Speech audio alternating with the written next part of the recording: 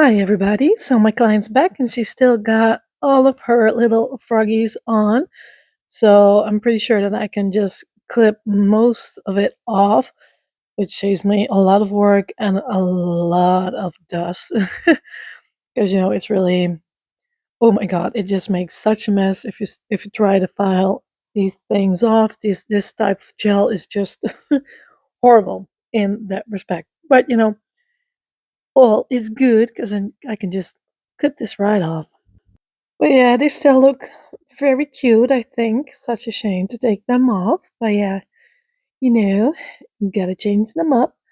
So got them all off, at least for the biggest part. So next I'm just going to file those last bits away. And you can see that going over those parts creates more dust and bigger particles. It's just, it gets everywhere. And I'm wearing a pretty high apron, but sometimes those little itty bitty bits just get straight behind that apron. But it's all in a day's work, I guess.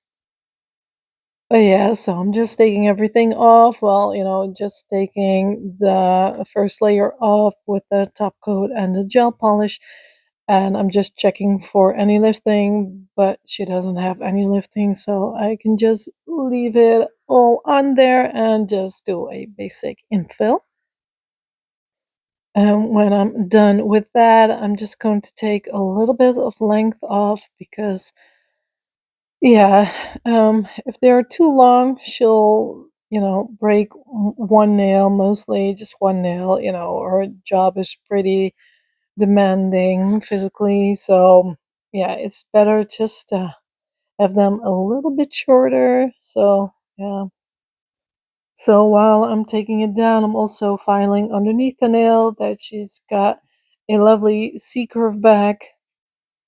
And I was also taking off a little bit of bulk for the infill.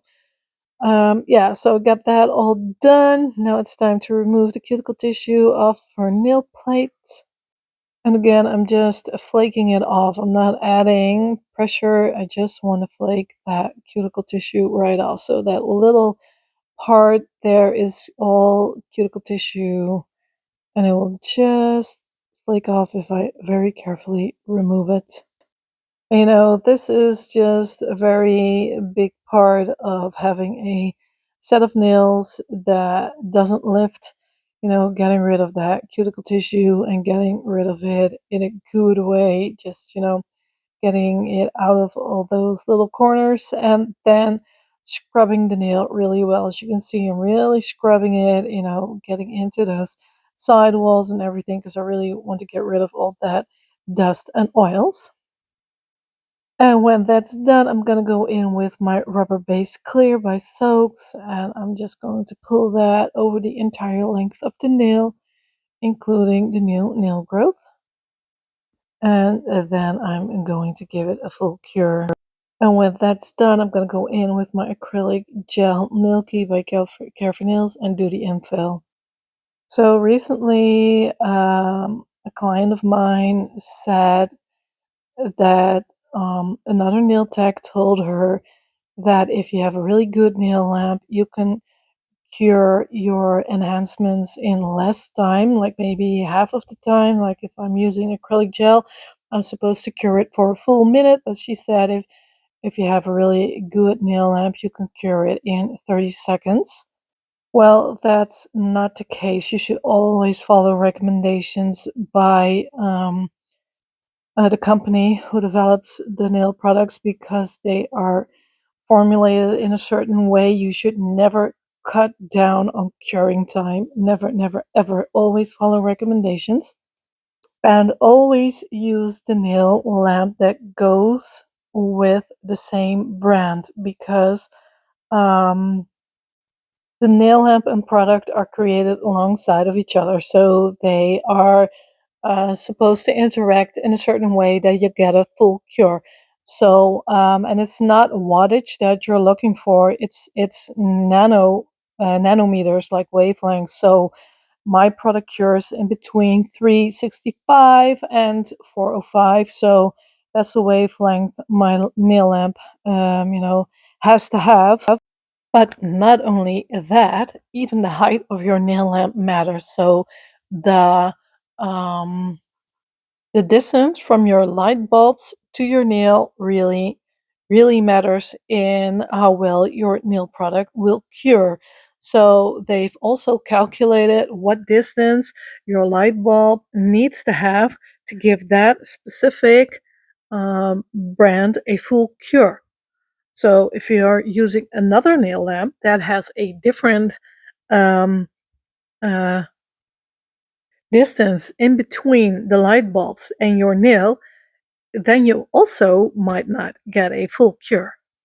So always use a nail lamp that goes with the brand because it has been tested, a wavelength, distant from the bulbs to the nails.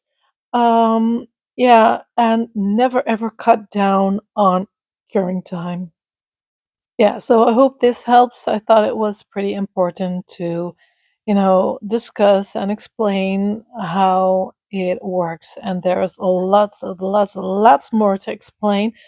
But I know that the Nail Hub did a pretty interesting series about that with Jim McConnell, I believe. He's the chemist from Light Elegance. Yeah, so they know how it works too. And also, you could check out Doug Shun. He knows a lot about that too. So right now, I'm just cleaning underneath the nail, well, making sure that she's got a nice C curve again, because I did do a nail shape correction, and I have to be really careful because her hyponychium is really high up. That pink fleshy color you can see, there underneath her nail, that's her hyponychium. It's that high. I have to be really careful not to touch it because it's really painful and it will bleed quite a lot if you nick it. I usually forget to film this part, but yeah, here you can see me clean underneath the nail and yeah, giving her a nice seeker back. So now I'm going in with my soaps gel polish number 31. Yeah, as you can see, a very light brown nudish color. It's going to be the background for the ice cream cone. Um, yeah, just thought it was a perfect color. Don't need to do much about it. Goes great with the other colors that I've picked out. And I'm going to give this 2 coats. And I am noticing a little fuzz on the nail, so I'm just going to take that out in a bit.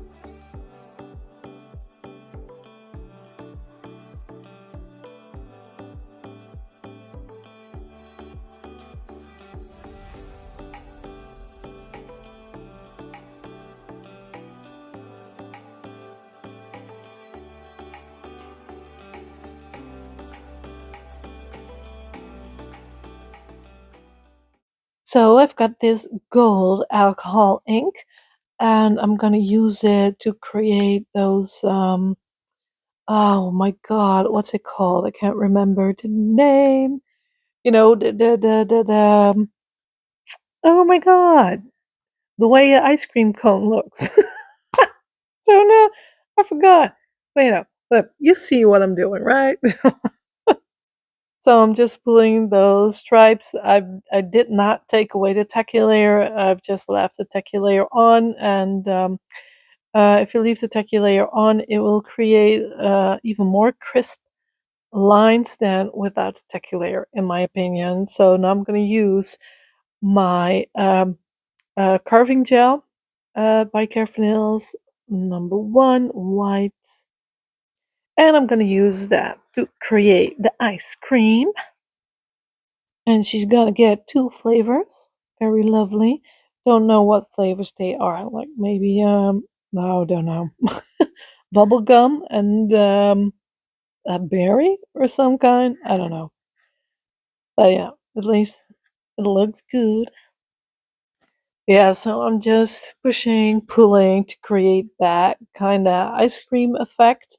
I don't want it to be too spiky, she'll get caught in her hair and whatever. So it needs to be manageable, of course. So I'm just pulling and pushing until I like what I've got. When I'm done with that, I'm going to give it a full cure. And after that, I'm going to paint it with this lovely color. I believe this is 133, I believe. I guess so. But yeah, I'm just going to paint that pink lovely. Just lovely. Such a lovely pink. Really, really love this color. Yeah, I could have done this straight away with colored carving gel, but I didn't have the colors that I liked, and I'm going to create ombres later on with these colors. So I really wanted to use the same color. So I've already given this a full cure, and now I'm going in with the second bead of carving gel and create the second flavor.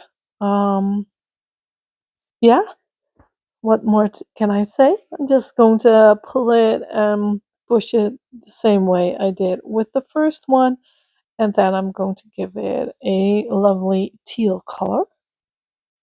And I believe that the number of the bluish color is 333.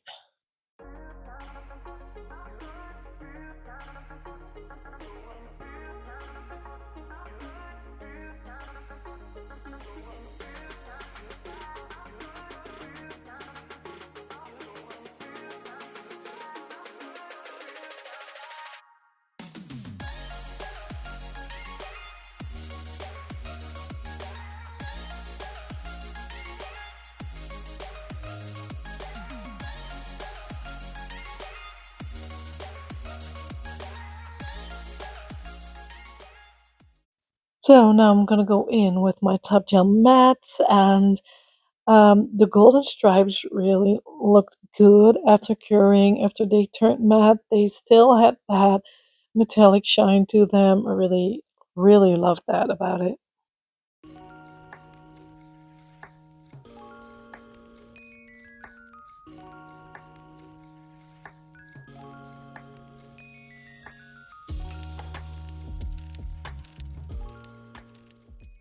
So now I'm gonna go in with my top gel black spots.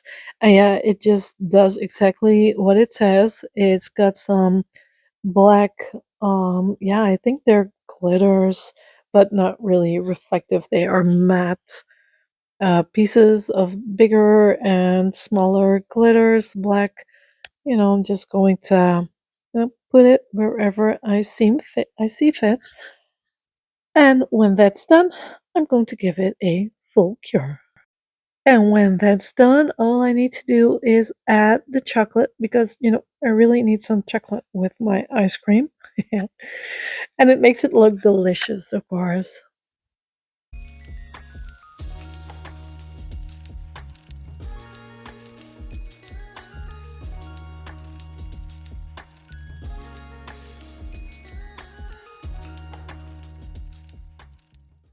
So I'm going to use my nail art glue because it has no tacky layer. I'm going to use number 227, like really dark chocolate brown, of course. And I'm just going to blend these two together. Um, yeah, because I really wanted to have not really a really opaque look. I want it to be a little bit transparent, and I want it to be really glossy to make it look really delicious. And the nail art glue is a thicker top coat, um, and it will hold its shape a little bit, and you can create like drips and everything. So really like how that looks. So I'm just going to get it on there and make it look drippy and really good. And yeah, and when that's done, that's one ice cream cone finished.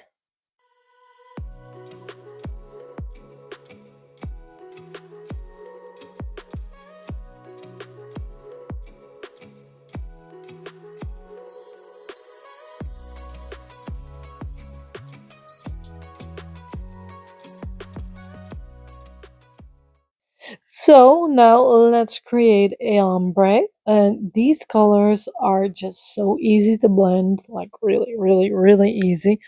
So I'm just going to get the pink in on the biggest portion of her nail, because the blue is more, how can I put that? It's more dominant in color if I start to blend. So right now I'm doing 50-50, but later on I was like, yeah, I need to use more pink and less blue. But this is only the first layer, and I'm gonna do a second layer. So first I'm just going to swish it around a little bit like this, making sure I'm not touching the skin. So but yeah, I'm doing a first blend like that, wiping my brush because I don't want a lot of product on it when I'm creating a ombre with gel polish, because if you're using too much product, it will not blend, it will just streak. So that will look ugly. And this will create a beautiful purple blend in the center of the nail, which looks really good. I know seeing it from this angle with the on the video, it looks whitish or like the color didn't take, but trust me, it did. It really turned a lovely lavender purple. So back in with the blue again, like that, using my ombre brush, getting the ombre and back in. Get some little dirt in there. I'm just swiping it like that, pulling it down very carefully. And now I'm grabbing some pink and pulling it down on the nail and trying to get that purple blend in there. So now I'm gonna go over it a couple of times to get that blend very nice. So the first layer didn't matter that much, but the second layer does. I really want it to look good. And it's really funny to see, if I'm looking at it right now, that it looks like a little bit whitish, like a very soft pink, but in reality, it's really a very nice purple in the center of the nail. Well, I guess now you can see it coming a little bit. Yeah. But anyways, it just looked really good. Now I'm gonna go over with my top gel black spots, just like that. And I'm just going to keep going over it until I am satisfied with where the spots are. And when that's done, I'm gonna give it a full cure. And when that's done, I'm gonna go in with my top gel matte. And that looks really good in my opinion.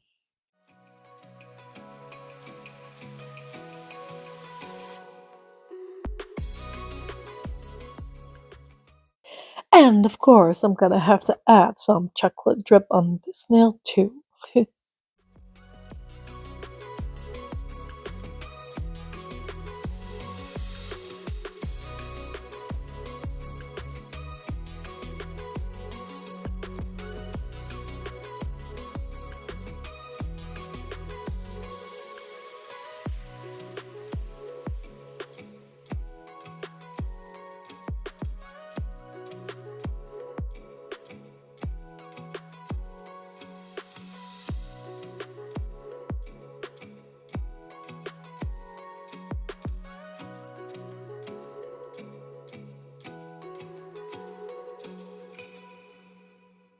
And let's create one more ice cream cone. And she wanted some very soft and lovely cherries with the same color. So I'm just going to get those cherries on and create some shading with the blue and a little bit of white. And yeah, that's how I've created the cherries.